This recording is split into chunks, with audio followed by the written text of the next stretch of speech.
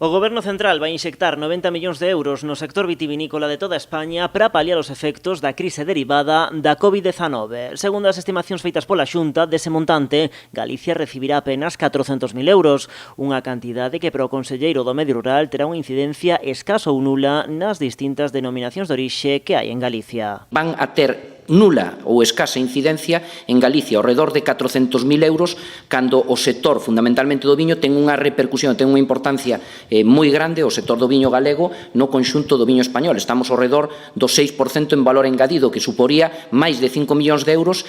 O conselleiro entende que estas axudas non atenden ás particularidades do sector do viño en cada territorio porque non se adaptan á súa realidade. Por iso, José González reclama ao Executivo Central que escoite as distintas comunidades produtoras de viño á hora de confeccionar e aplicar liñas de axuda como as que acaban de anunciar. Unha vez máis, o Goberno español marca unhas axudas extraordinarias sin ter en conta as especificidades das nosas explotacións, neste caso dos nosos viticultores e das nosas bodegas. Son medidas pensadas para viños con pouco valor engadido que poden afectar a outras comunidades autónomas e nós apoiamos que se apoie o sector do viño, pero que se teña en conta tamén denominacións de orixe como as galegas, que teñen viños de valor engadido e que necesitan outras medidas que lle pedimos ao Ministerio e que non se recollen neste decreto. Ademais, a Xunta reclama campañas de promoción e comercialización do viño. Entende que as medidas previstas serven só para aqueles caldos con pouco valor engadido como os que se producen noutros territorios españois. A destilación non é a solución adecuada para viños de alta calidade como son